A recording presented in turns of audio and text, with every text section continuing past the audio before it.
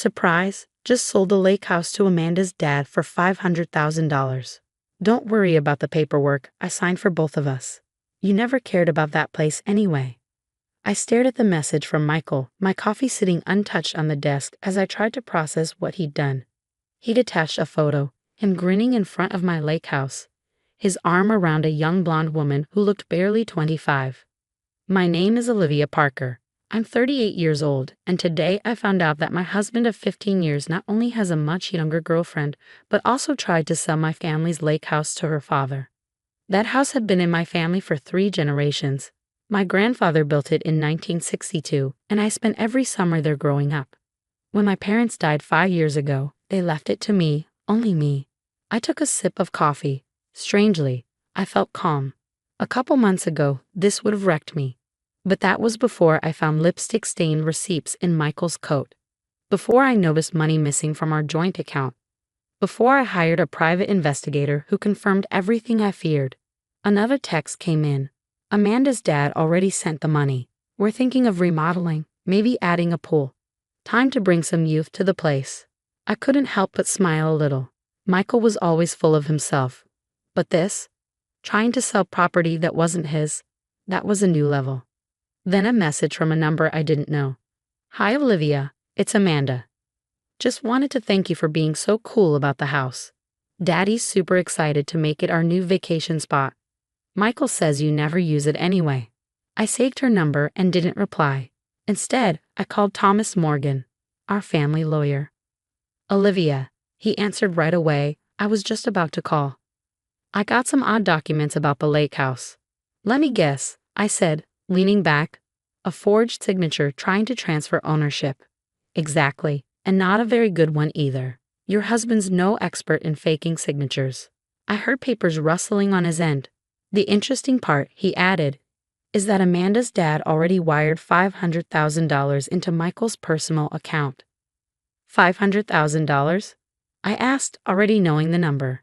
Yes, and since Michael had no right to sell the house and this clearly counts as fraud. He trailed off. What can we do? Well, Thomas said with a hint of amusement, we can tell Amanda's dad right now and start legal action against Michael. Or, I asked. We could wait until they submit the transfer paperwork to the county and let them figure out they've been scammed. Sometimes people learn best when reality hits. I thought of Michael's smug texts, Amanda's clueless message, and all the nights I'd wondered why he'd been so distant. Let's wait, I said. How long do we have? With that amount of money, they'll likely file in the next few days. I looked at a photo on my desk, Michael and I last summer at the lake house. He was smiling, but now it looked fake. Was he already planning this then? Keep me updated, I told Thomas. Thanks. After hanging up, I finally replied to Michael. Congrats on the sale. Hope everything turns out just the way you deserve. He texted right back. Glad you're finally being reasonable. I'll send someone to pack your stuff. I looked around my office at everything I'd built for myself while Michael plotted behind my back. The lake house wasn't just a place, it was history, family, love. And the fact he thought he could just sell it like it meant nothing said everything about who he really was. Another text buzzed in. Michael says we should throw a housewarming party after the reno. You're totally welcome to come if you want. I put the phone down without replying. Let them have their party. Let them plan. The real surprise was coming, and this time, I'd be the one watching it unfold. I stood and walked to the window, looking out at the city. I'd had this office view for 10 years, ever since I started my own practice. Michael once called it a waste of money, said my clients didn't care about the view. But I cared, just like I cared about the lake house, about family, about respect. My phone lit up with a message from Thomas. They just submitted the paperwork to the county. Should take about 48 hours. I smiled as the sunset painted the sky in warm colors. In 2 days, Michael would realize what he'd really done. And I'd be right here, watching everything fall apart. For him. Because sometimes, the best revenge is just letting people deal with the mess they made. 2 days passed at an agonizingly slow pace. I kept my phone close, waiting for the inevitable explosion that would come when Michael discovered his mistake. Each hour brought new messages from him and Amanda, filled with renovation plans and thinly veiled jabs about updating the old place. The call came at 3:47 p.m. What the hell is this? Michael's voice crackled through my speaker. All pretense of civility gone. The county just rejected the transfer. They're saying I had no right to sell the property. I settled into my office chair, enjoying the panic in his voice. Oh, that's strange. Did they say why? Don't play dumb, Olivia. They said the house is solely in your name. That's impossible. We're married. Everything is joint property. I could hear Amanda in the background, her voice high and worried, asking what was wrong. Not everything, Michael. The lake house was inherited from my parents. It was never in your name. You knew, he accused. You knew and you let me sell it anyway. Correction. I let you try to sell it. There's a difference. I kept my voice calm, professional. By the way, how's Mr. Anderson taking the news? The silence on the other end was deafening. Finally, Michael spoke, his voice tight with barely controlled rage. He's threatening legal action. Says if he doesn't get his money back immediately, he's going to the police. Well, that's unfortunate, I replied. Especially since you've already spent some of that money, haven't you? Another pause. I could almost see him pacing, running his hands through his graying hair the way he did when things spiraled out of his control. How did you know that?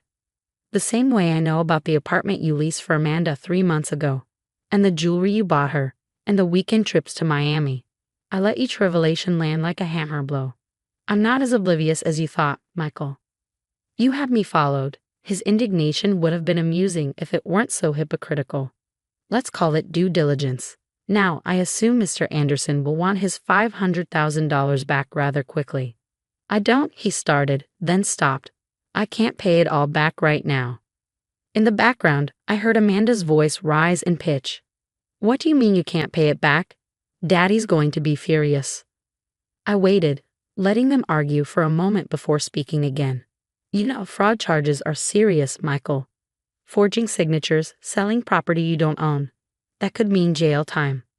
You wouldn't, he said, his voice wavered. I wouldn't have to do anything. Mr. Anderson seems perfectly capable of handling that himself. The sound of a door slamming came through the phone, followed by Amanda's voice growing distant, calling for her father. Michael's breathing had grown heavy, panicked. Olivia, please, we can work something out. I'll move out, give you whatever you want in the divorce. Just help me fix this. I thought about all the times I'd caught him in small lies over the years, how he'd always managed to talk his way out of them. Not this time. You know what's interesting? I said, keeping my tone conversational. When you were so busy planning your new life, you forgot to check whose name was on the deed. Just like you forgot to check whose name was on the investment account you used for Amanda's apartment. What are you talking about? The account you emptied last month? It was in my name too. Every withdrawal, every transfer, it's all documented. Mr. Anderson might be interested in seeing those records. You're bluffing, he said, but I could hear the fear creeping into his voice. Am I? Check your email. I just sent you copies of everything. Bank statements, transfer records, even some interesting text messages between you and Amanda from 6 months ago. I'm sure her father would find those enlightening. The sharp intake of breath told me he was reading them now. How did you get copies? Let's just say I learned from your mistakes, Michael. I learned to document everything. The sound of another door opening came through the phone, followed by a man's angry voice. Mr. Anderson, I assumed. Michael's next words came in a rush. I have to go. We're not done talking about this. Actually, I said, I think we are. Good luck with Mr. Anderson. I hear he has an excellent lawyer. I hung up and leaned back in my chair, feeling lighter than I had in months. Through my office window, I could see storm clouds gathering on the horizon, appropriate weather for the storm Michael had just walked into. My phone buzzed with a text from Thomas. Mr. Anderson's lawyer just called. They're pursuing criminal charges unless full restitution is made immediately. I smiled, typing back, keep me updated. I have a feeling things are about to get very interesting. Looking at the family photo on my desk, taken at the lake house last summer, I finally saw what I should have noticed months ago. While Michael was looking at the camera, his smile forced and distant, I was looking at the horizon, already moving toward a future that didn't include him. The fallout was swifter and more devastating than even I had anticipated. By evening, Mr. Anderson had marched into the police station, files in hand, ready to press charges. Michael's desperate calls kept coming, each one more panicked than the last. "Please, Olivia," he begged during his sixth call. "Anderson's serious about pressing charges. I could go to jail." I sat on the lake house dock, my feet dangling over the water, watching the sunset paint the lake in shades of gold. "That's generally what happens when you commit fraud, Michael." "I'll do anything," he said. "I'll give you full ownership of everything in the divorce. Just help me fix this." I couldn't help but laugh. "Full ownership? Of what exactly?" "The house you tried to sell is already mine. The investment account you drained was in my name. What exactly are you offering?" His silence spoke volumes. "That's what I thought," I continued. "By the way, Amanda stopped by earlier." "What?" The panic in his voice rose. "Why?" "To apologize, actually. Seems her father showed her all the evidence, including those texts where you promised to leave me 6 months ago. She was quite shocked to learn you'd been lying to her too." The truth had hit Amanda hard. She'd arrived at the lake house in tears, mascara streaking down her face. "He told me you were separated," she'd sobbed. "He said you were just staying together for appearances." I'd made her tea, let her cry it out. Sometimes the best revenge is simply letting people see the truth for themselves. "Amanda's gone." Michael's voice cracked. "Back to her father's house. She mentioned something about focusing on her career instead of lying older men." Her words, not mine. The sound of something breaking came through the phone, followed by muffled cursing. "Mr. Anderson's lawyer called," I said conversationally. "They're willing to drop the criminal charges if you repay the full amount within 48 hours. Generous of them, don't you think?" "You know I can't get that kind of money that quickly." "Actually, you can. Sell your beloved boat. Liquidate your retirement account. Sell those ridiculous collector cars you bought last year. It might be just enough." Another crash, followed by heavy breathing. "You're enjoying this, aren't you?"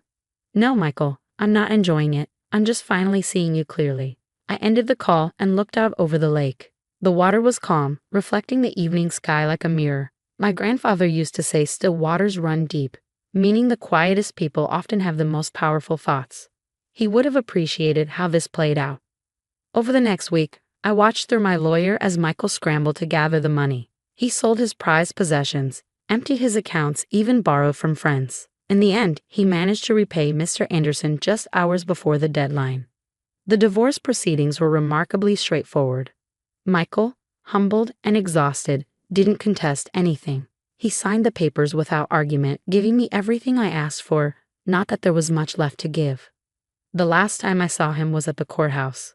He looked older, defeated, his designer clothes replaced by off-the-rack basics. "I never meant for it to go this far," he said quietly. "You never meant to get caught." I corrected him. "There's a difference." He nodded, shoulders slumping. "The lake house, it really was beautiful. I should have appreciated it more." "You should have appreciated a lot of things more, Michael." As he turned to leave, he paused. "What will you do now?" I smiled, thinking of the renovation plans I'd already drawn up for the lake house. Not to modernize it, but to restore it to its original glory, the way my grandfather had built it. "I'm going to keep building the life I deserve," I said. "And this time, I'm doing it my way." The following weekend, I hosted a family reunion at the lake house. Cousins, aunts, uncles, all the people Michael had gradually pushed away over the years. We shared stories about my grandfather building the place, about summers spent swimming and fishing, about the legacy that had almost been lost. Standing on the dock that evening, watching the kids play in the water while the adults gathered on the porch, I felt a profound sense of peace. The house was full of laughter again, full of life and love, the way it was always meant to be.